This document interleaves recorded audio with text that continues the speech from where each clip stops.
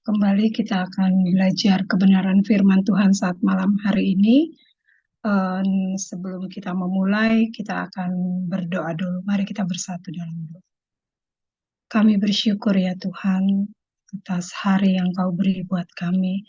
Terima kasih Tuhan Yesus atas kekuatan, atas anugerah, kemampuan yang begitu besar Engkau limpahkan buat kami. Terima kasih Tuhan atas inisiatif-Mu yang luar biasa buat kami Tuhan. Terima kasih Tuhan Yesus. Segala puji, segala hormat hanya bagi-Mu. Terima kasih Tuhan, terima kasih. Ampuni juga segala kekurangan, keterbatasan kami Tuhan. Biar kami dari hari ke hari Tuhan Yesus terus berfokus pada karya salib-Mu yang luar biasa dalam kehidupan kami.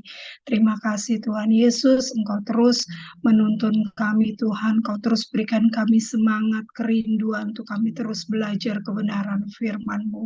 Saat malam hari ini kami kembali Tuhan memohon kepadamu, berikan kami hikmat roh pengertian daripadamu, terlebih hambamu yang akan mengutarakan kebenaran firman-Mu, biarlah itu semua daripadamu. Biarlah Engkau saja yang berkata-kata melalui mulut bibir hamba-Mu Tuhan. Berikan kami Tuhan Yesus pengertian daripadamu. Sehingga apa yang kami mengerti, apa yang kami dengar firman-Mu itu boleh bertumbuh, boleh berbuah-buah Tuhan Yesus. Kami berdoa juga buat teman-teman kami.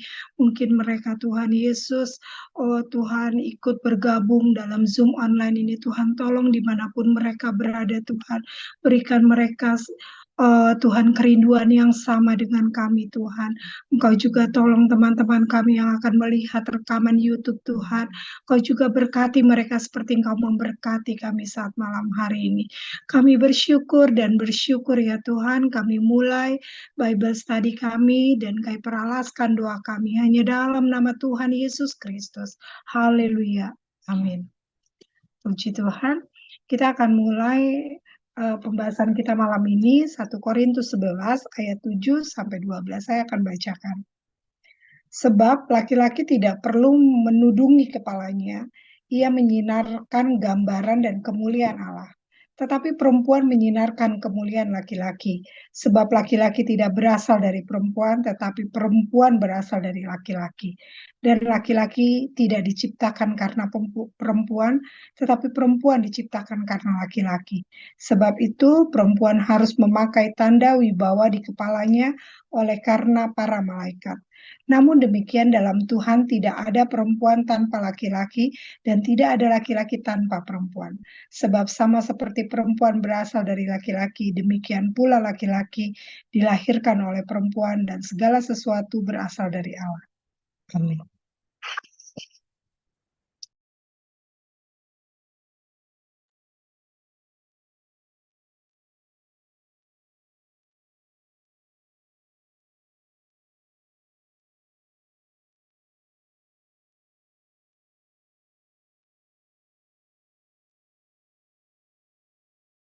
Puji Tuhan, selamat malam. Kembali kita bersyukur buat kesempatan yang Tuhan beri kepada kita belajar dan belajar lagi kebenaran firman Tuhan. Kita melanjutkan pembahasan tentang masalah dalam persekutuan atau pertemuan ibadah bersama yang terjadi di Jemaat Korintus. Pertama tentang pria dan wanita, kedua nanti tentang perjamuan kudus, dan ketiga nanti tentang karunia rohani. Ini yang menjadi pembelajaran kita.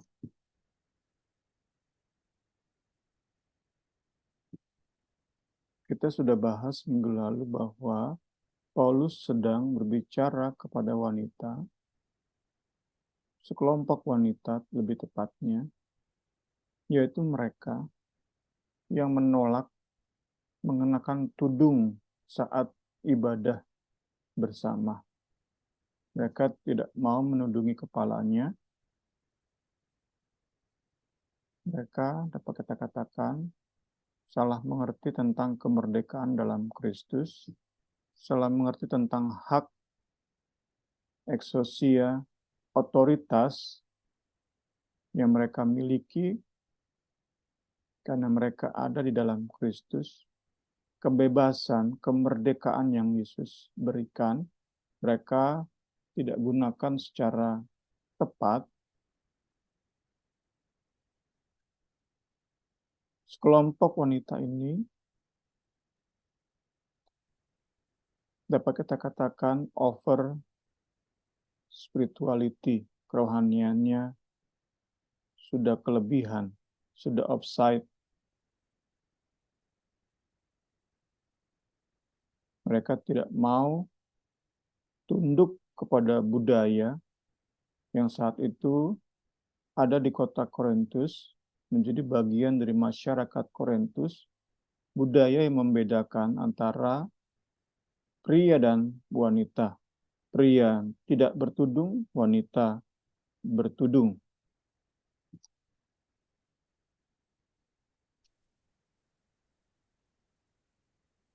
Kembali diingatkan prinsipnya adalah para wanita ini ingin dalam segala hal disamakan dengan pria. Mereka yakin di dalam Kristus mereka sama dalam segala hal dengan pria. Ini yang menjadi masalah. Paulus menjawabnya dengan berfokus pada pemahaman teologis. Bukan sekadar tentang cara berpakaian, tentang tudung, tetapi Paulus masuk ke masalah atau pemahaman teologis. Selalu kita sudah melihat argumen dari budaya. Ayat 2 sampai ayat 6, argumen Paulus berasal dari budaya yang berkaitan dengan penghinaan atau sikap mempermalukan, culture and shame. Malam hari ini kita lihat poin kedua, argumen Paulus dari kisah atau peristiwa penciptaan. Itu ayat 11 sampai ayat 7 sampai 12.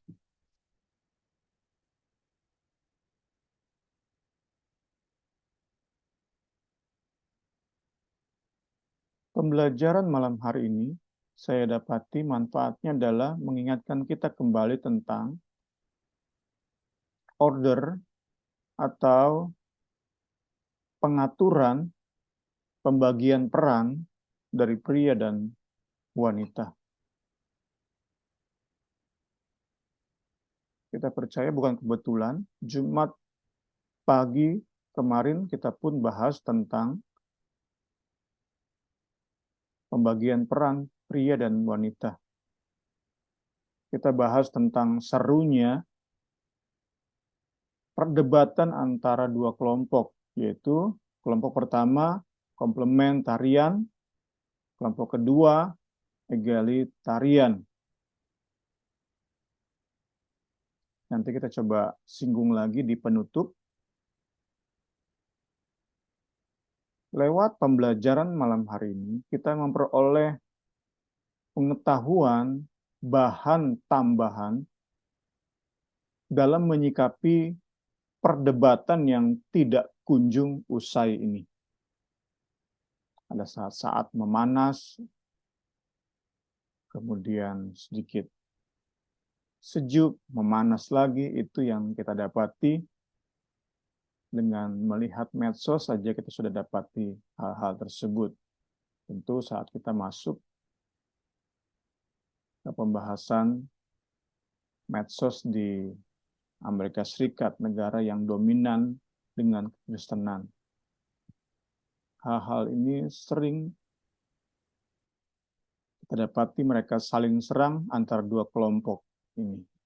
Kita masuk ke ayat per ayat.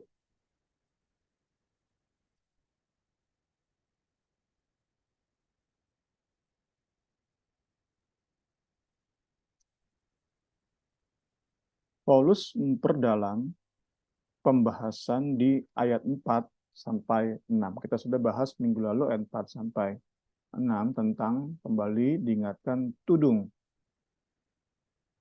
sebagai budaya kota Korintus yang membedakan antara pria dan wanita. Kita Selasa lalu sudah banyak membahas tentang budaya, culture. Kita tentu tidak mengulang lagi. Kita masuk malam hari ini argumen Paulus tentang penciptaan.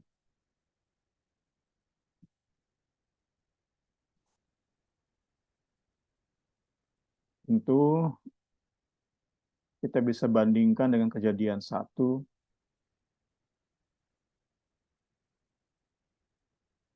ayat 26 sampai 28, bagaimana Allah menciptakan laki-laki dan perempuan menurut gambar dan rupa Allah. Allah menciptakan mereka, memberkati mereka, dan memberi tanggung jawab kepada mereka untuk beranak cucu, tambah banyak, memenuhi bumi, menaklukkan bumi, berkuasa atas ikan-ikan di laut, burung-burung di udara, dan segala binatang yang merayap di bumi. Itu Kejadian 1, 26 sampai 28.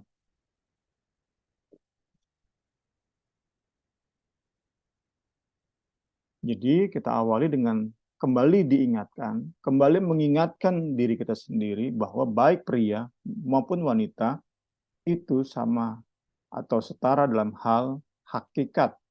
Manusia bukanlah makhluk setengah manusia. Manusia utuh baik pria maupun wanita.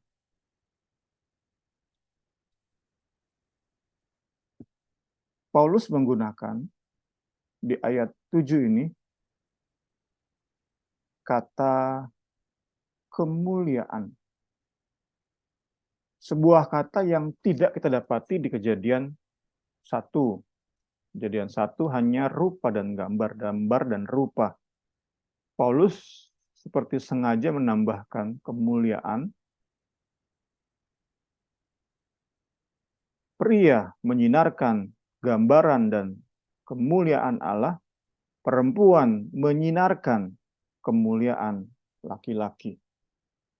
Ini yang menjadi fokus kita di malam hari ini.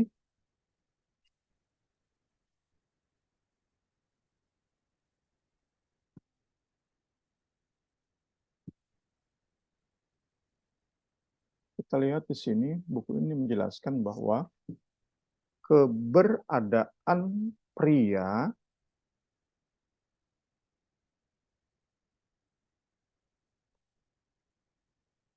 dikatakan oleh ayat kita menyinarkan kemuliaan Allah. Pria diciptakan untuk membawa kehormatan dan kemuliaan Allah. Dalam relasi atau hubungan yang benar dengan Allah, pria menjalani hidup sebagai kemuliaan Allah. Dan itu disimbolkan, kaitkan kembali dengan budaya tadi, disimbolkan dengan pria beribadah bersama tanpa tudung. Sekali lagi itu simbol dikaitkan dengan budaya kota Korintus. Sekali lagi, dalam relasi yang benar dengan Allah, maka pria menjalani hidup sebagai kemuliaan Allah. Dalam pola yang sama, maka saat dikatakan perempuan menyinarkan kemuliaan laki-laki, kita dapat mengartikan bahwa seorang perempuan, para wanita, dalam relasi yang benar dengan pria, dengan para pria, para wanita ini akan menjalani hidup sebagai kemuliaan laki-laki.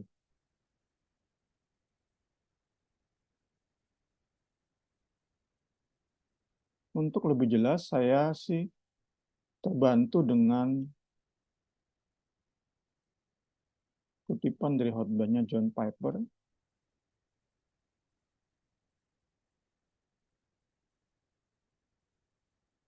Dikatakan bahwa ukuran rohani para pria tercermin dari para wanita di sekelilingnya. Wanita adalah kemuliaan pria, baik dalam pertemanan, pernikahan, keluarga, gereja, dan masyarakat. Sedemikian sehingga di mana para wanita maju, bertumbuh, dan berbuah, kita tahu di situ ada pria-pria yang menghidupi firman Tuhan. Wanita adalah kemuliaan pria. Sedemikian sehingga di sebuah komunitas terdapat atau didominasi oleh oleh wanita-wanita yang bertumbuh dan berbuah bagi Kristus, maka kita tahu dalam komunitas tersebut para pria adalah pria-pria yang menghidupi kebenaran firman Tuhan. Tentu sebaliknya, saat di sebuah komunitas para wanitanya buruk sikapnya, buruk kelakuannya, buruk perkataannya, kita bisa tahu bahwa di situ, di komunitas tersebut, para prianya tidak menghidupi kebenaran firman Tuhan. Kutipan ini sangat membantu saat tadi kita menafsirkan ayat 7 dari 1 Korintus 11. Puji Tuhan.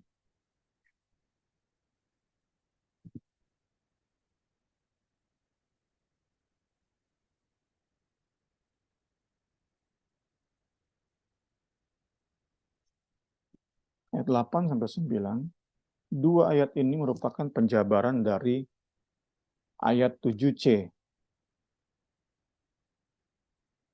Bahwa perempuan menyinarkan kemuliaan laki-laki. Dikatakan di ayat 8 dan 9, perempuan berasal dari laki-laki. Maaf, perempuan berasal dari laki-laki.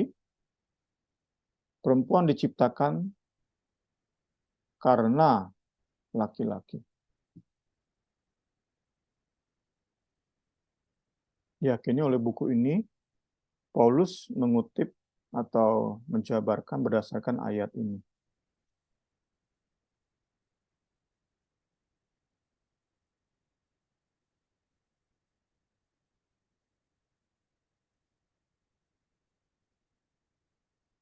Lalu berkatalah manusia itu, inilah dia tulang dari tulangku dan daging dari dagingku.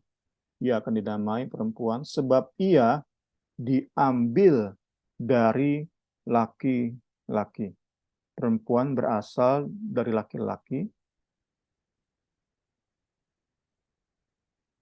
Perempuan diciptakan karena laki-laki.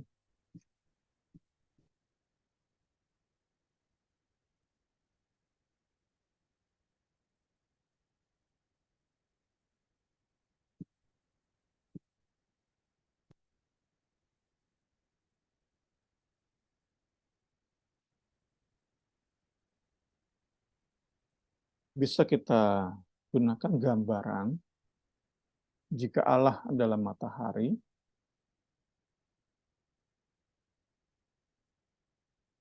maka pria itu bulan dan wanita bulan kedua. Bisa kita katakan seperti itu. Mencerminkan kemuliaan laki-laki.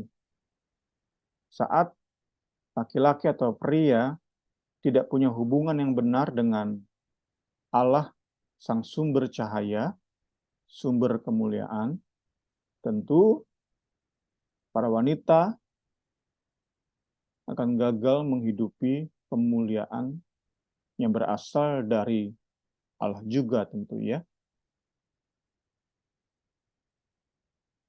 Pria hanya mencerminkan, memantulkan kemuliaan Allah. Karena itu sekali lagi, seperti kutipan John Piper, saat pria gagal menghidupi kebenaran firman, gagal punya hubungan yang benar dengan Allah, sehingga tidak bisa memantulkan kemuliaan Allah, maka di situ akan didapati wanita-wanita yang suram, wanita-wanita yang buruk, bahkan jahat. Ini yang kita dapati dari pembelajaran ayat 7 sampai 9. Kita masuk ke ayat 10, sebuah ayat yang dapat dikatakan sangat sulit.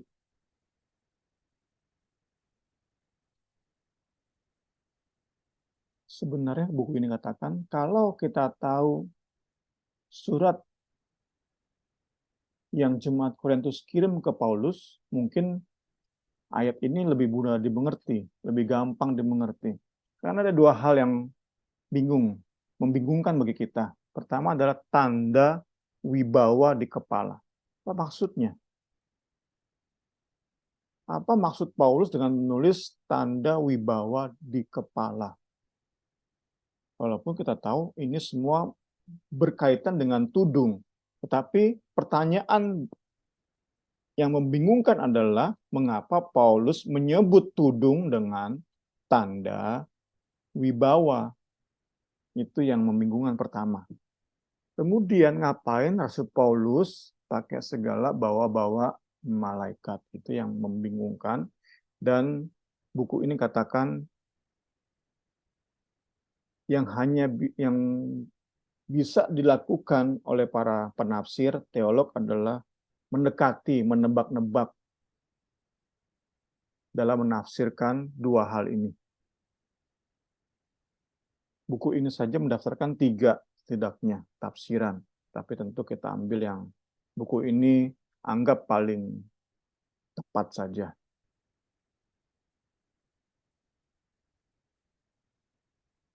Pertama tentang tanda wibawa di kepala.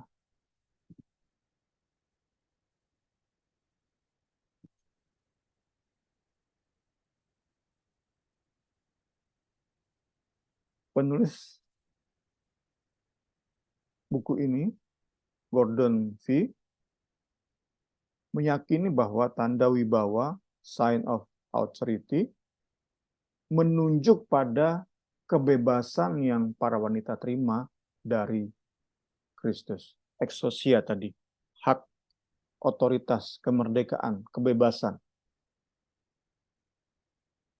yang Kristus berikan baik kepada pria maupun wanita.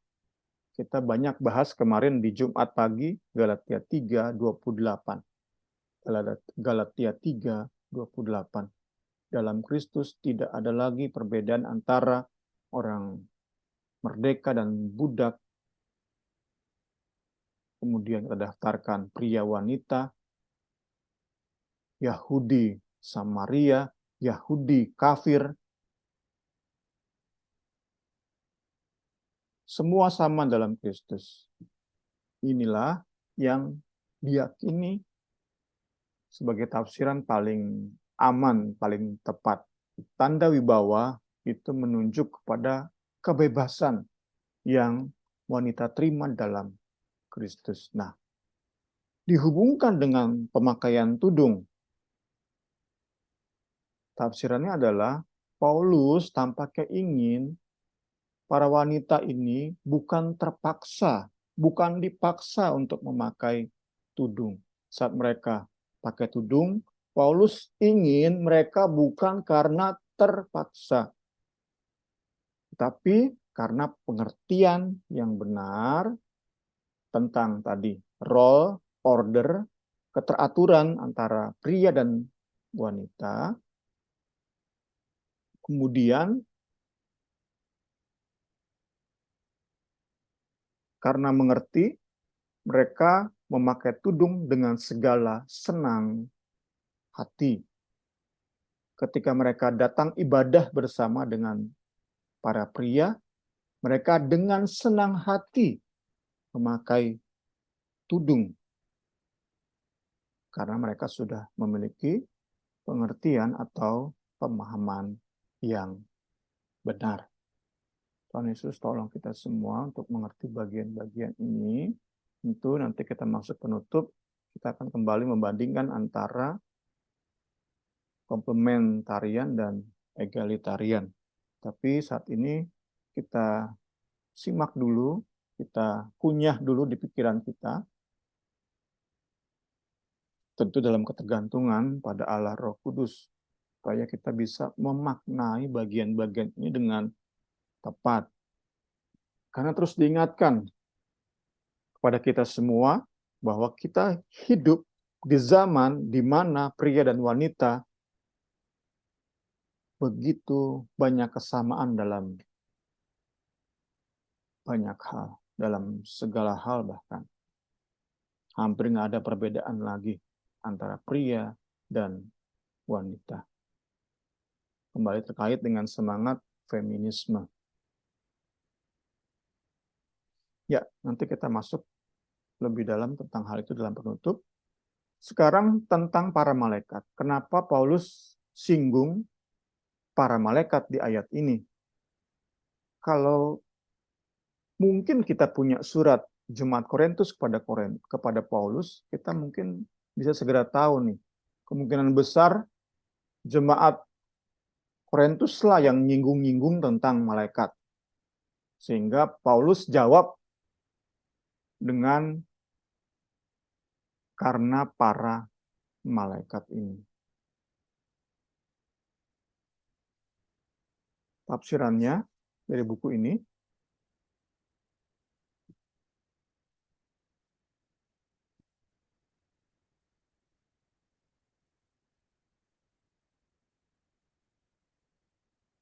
Paulus sepertinya sedang menyindir para wanita yang menolak memakai tudung di kepala mereka.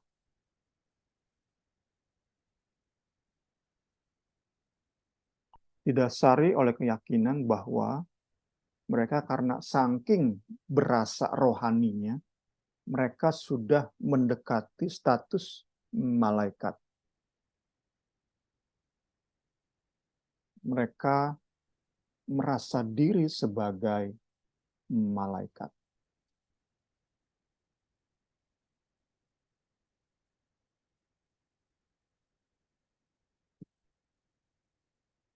Karena itu Paulus seperti ingin menyadarkan, sadar bos, lu masih terdiri dari darah dan daging bos. Kurang lebih seperti itu kalau bahasa sekarangnya ya. Sadar diri bos. Kalian tuh masih terdiri dari darah dan daging. Belum malaikat.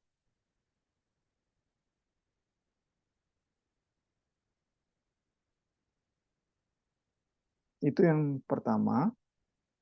Kedua adalah language of the angels. Dihubungkan dengan ayat yang sudah terkenal.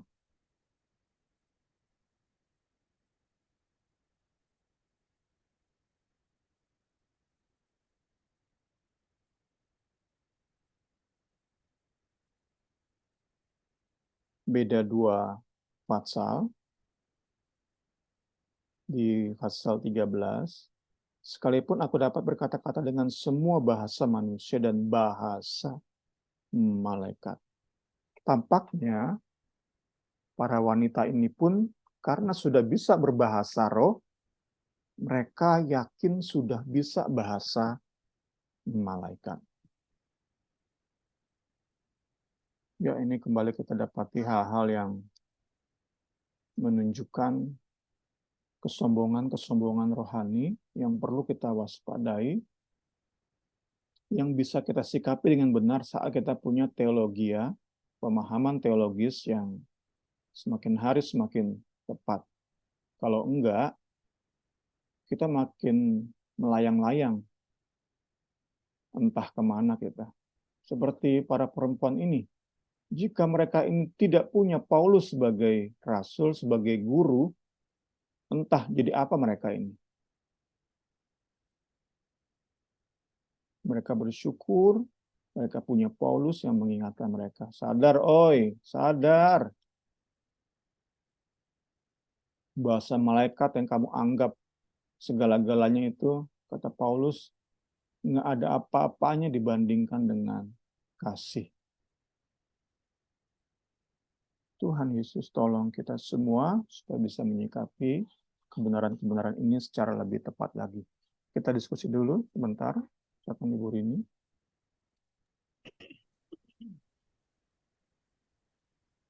Ya teman-teman, saat malam hari ini kita lumayan ramai ini. Mungkin ada pertanyaan atau tambahan, sanggahan, boleh. Oke, kalau nggak ada kita lanjut ya. Nanti aja di akhir-akhir ya baru boleh ada pertanyaan.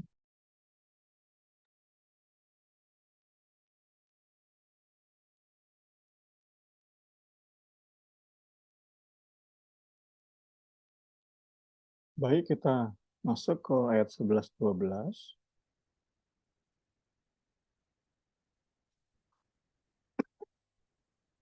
Kita diingatkan di bagian ini bahwa keberadaan wanita yang dikatakan menyinarkan kemuliaan laki-laki,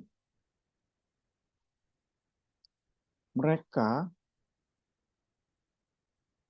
menjalani hidup mereka bukan berdasarkan tujuan para pria,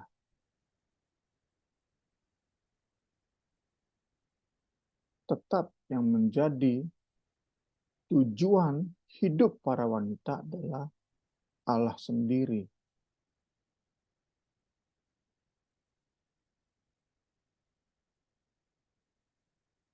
Karena tadi kita sudah, walaupun tidak sempurna, memiliki gambaran matahari, bulan, kemudian bulan ini kembali lagi memantulkan cahaya ke bulan kedua, yaitu wanita. Sumber dari tujuan, sumber dari kemuliaan, tetaplah Allah.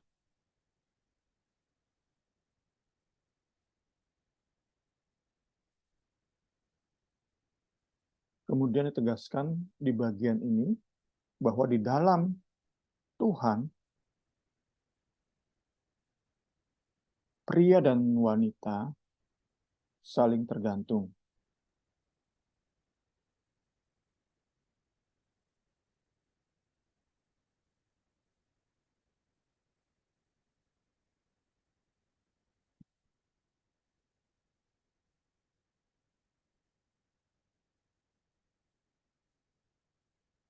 Oke, kita masuk dalam penutup. Jumat lalu kita sudah belajar bahwa komplementarianisme adalah sudut pandang di mana Allah membatasi peran kepemimpinan wanita di dalam gereja. Memanggil wanita untuk melayani dalam peran yang bersifat melengkapi pria. Pendukung pemahaman ini fokus pada bagian yang kita bahas malam hari ini. Fokus pada kisah penciptaan. Tentu tokoh-tokoh gereja reform. Fokusnya dua, penciptaan dan wanita sebagai pelaku dosa pertama. Wanitalah yang tergoda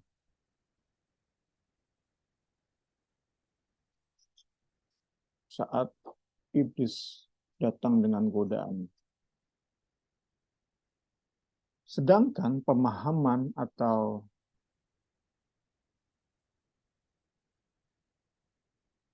pemahamannya, egalitarianisme adalah sudut pandang di mana Allah tidak mengadakan pembatasan berdasarkan gender dalam pelayanan di dalam gereja.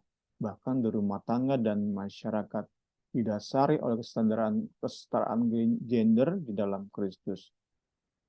Fokus penganut atau pendukung pemahaman ini adalah kesetaraan sebagai ciptaan baru, manusia baru di dalam Kristus.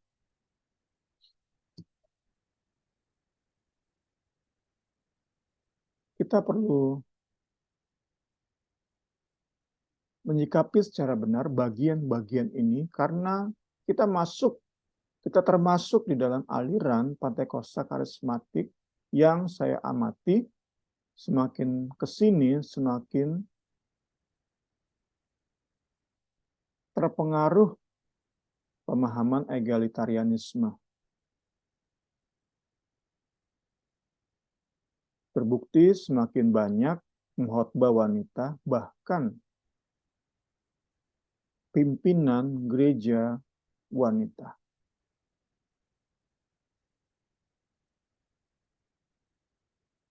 Di mana para wanita mengajar para pria. Para wanita memimpin para pria. Ini bagian-bagian yang perlu kita amati supaya kita bisa menyikapi secara benar. Kita rindu supaya kita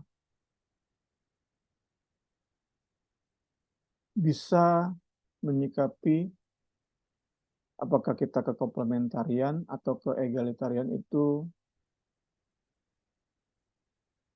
secara benar, nggak memecah belah.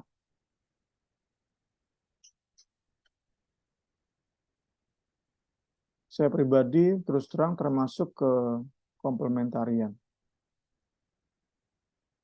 Namun di dalam kewaspadaan, agar jangan sampai membatasi peran wanita,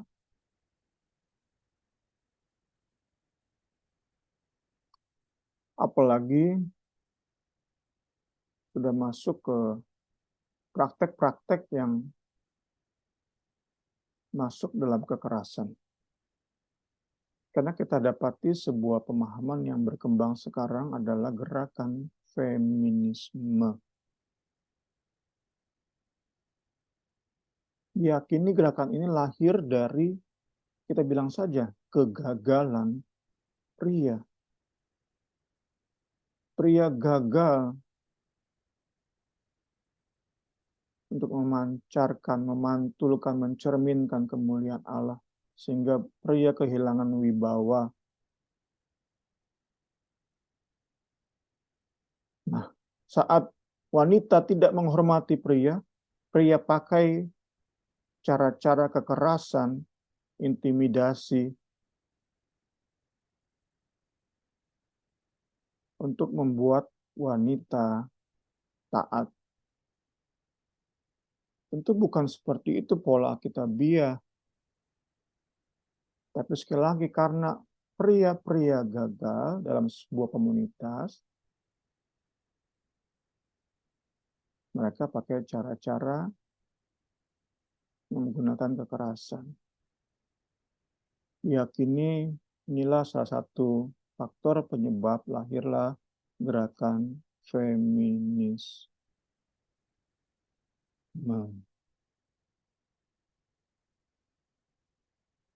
Karena itu, para teolog yakin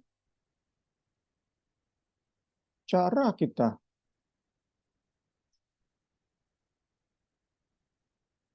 menghambat pengaruh gerakan ini adalah dengan membuat pria-pria menjadi pria-pria pelaku kebenaran firman Tuhan. Pria-pria yang memancarkan kemuliaan Kristus. Pria-pria yang memantulkan kemuliaan Allah.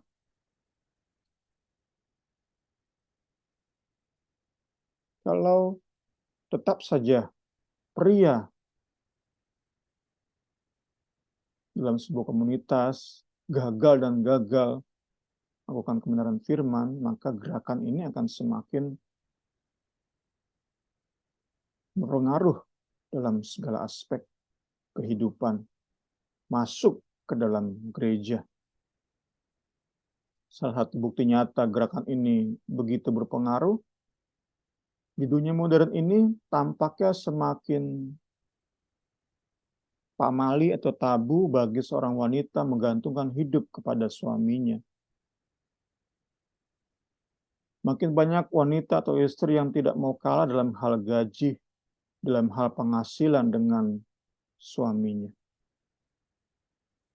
Itu fenomena di kota-kota modern yang nggak bisa kita terhadapnya tutup mata. Sebab begitu jelas. Dan itu kita yakini karena gerakan feminisme. Saat masuk dalam gereja, saat para wanita ingin dalam segala hal sama dengan pria, kita tahu, kita sungguh tahu. Hal itu enggak membuat gereja tersebut terjadi pemulihan. Kita tahu kok bersama. Karena berdasarkan bagian malam hari ini kita pelajari, memang udah ada ordernya. Kemuliaan Allah dipantulkan oleh pria, pria memantulkan pada wanita, wanita kepada dunia, wanita kepada anak-anak. Itu dalil yang perlu kita pahami malam hari ini. Tuhan Yesus tolong kita semua supaya bisa lebih dan lebih lagi memahami bagian ini. Meskipun kita tidak bisa tutup mata, banyak pula hamba-hamba Tuhan, pendeta-pendeta wanita, Tuhan pakai luar biasa. Namun bagi saya pribadi, itu cara Allah untuk membangkitkan, untuk membuat cemburu para pria menjalani hidup sesuai dengan kebenaran firman Tuhan. Itu yang saya percaya secara pribadi.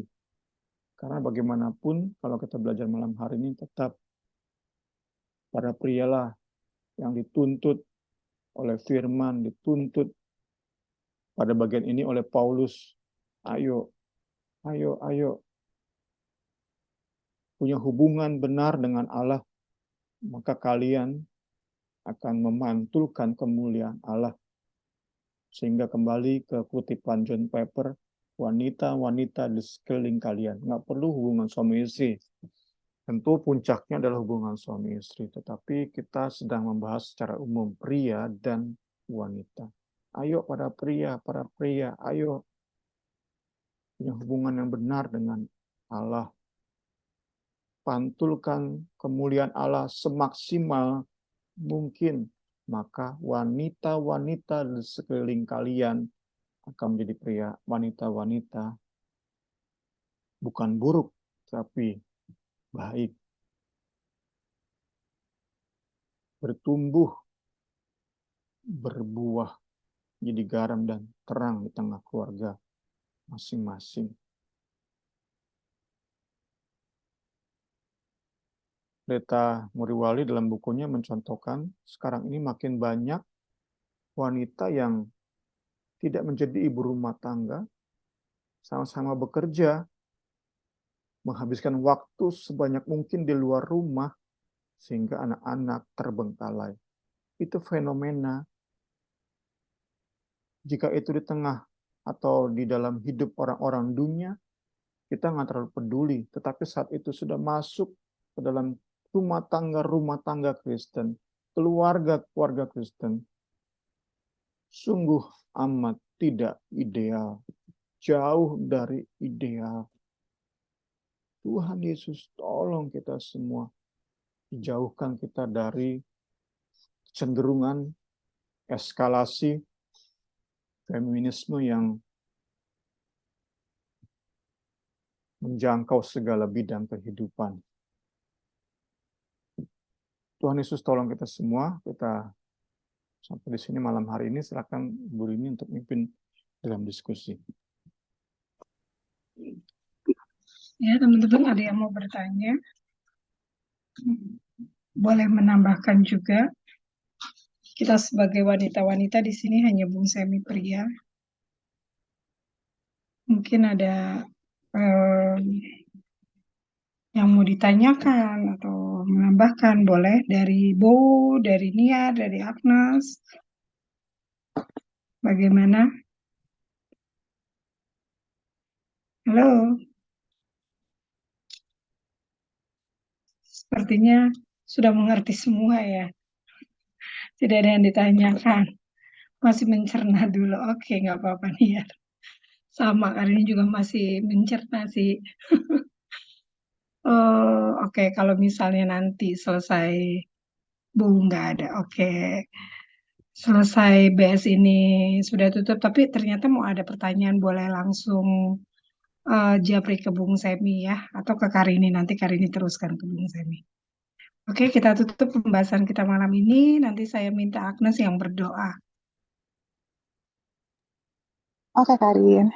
Oke, Terima kasih ya Tuhan Yesus untuk malam hari ini. Terima kasih untuk waktu yang Kau berikan sehingga kami boleh sama-sama kembali belajar ya Tuhan tentang peran kami masing-masing ya Tuhan Yesus. Kami bersyukur ya Tuhan untuk firman Tuhan yang sudah kami terima malam hari ini ya Bapak. Apapun ya Tuhan, peran kami baik sebagai wanita, sebagai pria ya Tuhan, di mana Engkau menempatkan kami dalam keluarga kami ya Tuhan, terus menjadi kerinduan kami ya Tuhan. Biarlah apapun yang kami jalankan dalam kehidupan kami sehari-hari ya Tuhan, biarlah peran kami ini ya Tuhan terus memancarkan kemuliaan Tuhan ya Bapa, sehingga apapun yang kami perbuat, apapun yang kami lakukan, apapun yang kami kerjakan ya Tuhan, nama Tuhan terus dipermuliakan dalam kehidupan kami ya Bapak. Banyak di untuk kemuliaan namamu ya Tuhan. Ada keluarga-keluarga kami yang dimenangkan ya Tuhan Yesus. Ada anak-anak kami yang bertumbuh dalam pengenalan yang benar akan Engkau ya Tuhan. Ada sesama kami ya Tuhan, rekan-rekan pelayanan kami yang terus dibangun ya Tuhan melalui kehidupan kami ya Bapak. Bukan karena kami ya Tuhan, tapi karena kemuliaan Tuhan terpancar melalui kehidupan kami ya Bapak. Dan kami tahu ya Tuhan, itu semua hanya boleh terjadi pada saat kami ada tinggal di dalam Engkau ya Tuhan Yesus. Terus ya Tuhan, kami rindu ya Bapak, kemuliaan-Mu ya Tuhan, perkenanan-Mu menjadi bagian milik kami ya Bapak, sehingga kami boleh menjadi berkat bagi orang-orang di sekeliling kami ya Bapak. Terima kasih ya Tuhan untuk pelayanan-Mu pada malam hari ini ya Tuhan. Kembali kami diingatkan kembali ya Tuhan melalui kebenaran firman-Mu ya Bapak. Kami terus berdoa ya Tuhan, kiranya urapan yang baru, hikmat daripadamu ya Tuhan, terus menjadi bagian milik Bung Semi ya Bapak. Tuhan memberkati ya Tuhan lebih lagi ya Bapak, rohani dan jasmani ya Tuhan, mencukupkan apa yang menjadi kebutuhannya ya Bapak, memberkati juga Karini dan juga keluarganya ya Bapak. Kami percaya malam hari ini ya Tuhan, berkat yang sama sudah menjadi bagian milik kami semua ya Bapak. Kembalikan kami ya Tuhan di hari-hari selanjutnya untuk kembali sama-sama belajar di Bible Study ini. Kami tutup ya Tuhan Yesus Bible Study pada malam hari ini. Hanya di dalam nama Tuhan Yesus Kristus kami sudah berdoa dan mengucap syukur. Haleluya. Amin.